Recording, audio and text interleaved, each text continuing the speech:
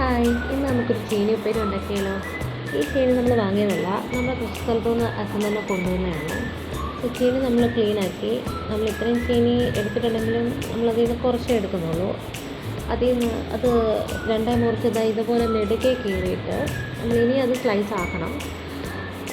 ആ ഉദ്യമം അച്ഛൻ ഏറ്റെടുത്തിരിക്കുകയാണ്. ആ സമയം കൊണ്ട് നമുക്കതിലേക്ക് ചേർക്കാനുള്ള മഞ്ഞൾപ്പൊടി, ഉപ്പ് എന്നിവ നമുക്കൊരു ചെറിയ ബൗളിൽ നമുക്കത് മിക്സ് ചെയ്ത് വെക്കാം. അപ്പോഴത്തേക്കത് ആ വെള്ളത്തിൽ നല്ലോണം ഉപ്പ് പിടിക്കും. എന്താ അച്ഛൻ ഇതാണ്ട് സ്ലൈസ് ആക്കി കൊണ്ടുവന്നിട്ടുണ്ട്. അത് ആ ഒരു ഷേപ്പിൽ കിട്ടണം. ഞാനറിഞ്ഞാൽ ചിലപ്പോൾ അതിൽ വലുതായി പോവും. അപ്പോൾ അച്ഛനത് കറക്റ്റ് സൈസിൽ എന്തായാലും അത് കൊണ്ടുവന്നിട്ടുണ്ട്. അപ്പോൾ അതാവുമ്പോൾ അത് ഉള്ളൊക്കെ ഒരേ കനത്തിൽ അങ്ങനെ നമ്മൾ ഷേപ്പ് ചെയ്തെടുക്കുന്നതായിരിക്കും നല്ലത്. അതാകുമ്പോൾ അത് പെട്ടെന്ന് വേവാനും അതായിരിക്കും നല്ലത്. പല കനമാകുമ്പോൾ അത് പല വേവായി പോകും. സോ നമ്മളെന്തായാലും അത് നല്ലോണം അതിലേക്ക് തളിച്ച് കൊടുത്തിട്ടുണ്ട്. മഞ്ഞൾപ്പൊടി ഉപ്പും അങ്ങനെ നല്ലോണം ഒന്ന് മിക്സ് ചെയ്ത് വെക്കുക. അത് കുറച്ച് നേരം വെച്ചിട്ട് നമ്മളൊരു ചീനിച്ചട്ടിയിൽ എണ്ണ ഒഴിച്ച് ഒന്ന് ചൂടാക്കാൻ വെക്കണം. നമ്മളതിലേക്ക് ഇത് ഇട്ടുമ്പോഴത്തേക്ക് അത് ഒരുമാതിരി കുമിള പോലെ വരുമ്പോൾ നമുക്കറിയാൻ സാധിക്കും അത് എണ്ണ ചൂടായിട്ടുണ്ട്. അപ്പോൾ അങ്ങനെ നമ്മളതിലേക്ക് ആഡ് ചെയ്ത് കൊടുത്തു. നമ്മൾ ആദ്യമേ അത് നല്ലോണം അങ്ങനെ ഇളക്കരുത്, പൊടിഞ്ഞു പോകാനുള്ള ചാൻസ് ഉണ്ട്. സോ അതുകൊണ്ട് നമ്മൾ ചെറുതായിട്ടൊന്ന് ഇളക്കി കൊടുത്താൽ മതിയാവും.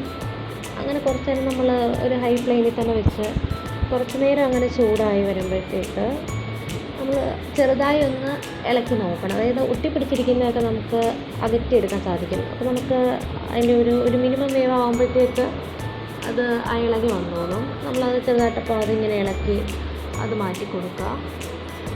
ഏകദേശം വേവായി വന്നിട്ടുണ്ട്. നല്ലോണം അത് നമ്മൾ ഇടയ്ക്കൊന്ന് ഇളക്കണം. പക്ഷേ ഇളക്കുമ്പോൾ നമ്മൾ ശ്രദ്ധിക്കണം കയ്യിലൊന്നും വീഴരുതെണ്ണ. നമ്മളത് എടുത്തിട്ടുണ്ട്. അതാ നമ്മുടെ ചീനി ഉപ്പേരി റെഡി ആയിട്ടുണ്ട്. നമ്മൾ ബാലൻസ് ഉള്ള ചീനിയും കൂടെ നമ്മൾ വീണ്ടും എണ്ണയിലോട്ട് നമ്മൾ ആഡ് ചെയ്ത് കൊടുത്തിരിക്കുകയാണ്. അപ്പോൾ അതുപോലെ തന്നെ തുടക്കത്തിൽ നമ്മൾ അധികം ഇളക്കരുത്. ഇതുപോലെ ഒന്ന് ജസ്റ്റ് ഒന്ന് ഇളക്കിയാൽ മാത്രം മതി. പിന്നീട് നമുക്കറിയാതെ കുറച്ചൊന്ന് വെന്തൊരു കളറ് മാറി ഒരു ചേഞ്ച് വരുമ്പോഴത്തേക്ക് നമുക്ക് ആ ഒട്ടിപ്പിടിച്ചിരിക്കുന്നതൊക്കെ തന്നെ അത് മാറിക്കോളും. അപ്പോൾ ആ ഒരു ടൈം ആകുമ്പോഴത്തേക്ക് അതിൻ്റെ വേവാകും. നമ്മൾ ഹൈ ഫ്ലെയിമിൽ തന്നെയാണ് വെച്ചിരിക്കുന്നത്. പക്ഷെ അത് ആ ഇളകി വരുന്ന ടൈം ആകുമ്പോഴത്തേക്ക് നമുക്ക് ഫ്ലെയിം ഒന്ന് ലോ ആക്കി കൊടുക്കാം. ചിലപ്പോൾ ചിലത് വേവുകയും ചിലത് വേവാതിരിക്കുകയും ചെയ്യുമല്ലോ. അപ്പോൾ അങ്ങനെ അത് കരിഞ്ഞു പോകാതിരിക്കാൻ വേണ്ടി നമുക്കപ്പോൾ ഒരു ലോ ഫ്ലെയിമിൽ കൊടുക്കുന്നത് നല്ലതായിരിക്കും. നമ്മൾ നല്ലോണം ഇളക്കി എല്ലാം ഒന്ന് സെറ്റാക്കി എടുക്കുകയാണ്.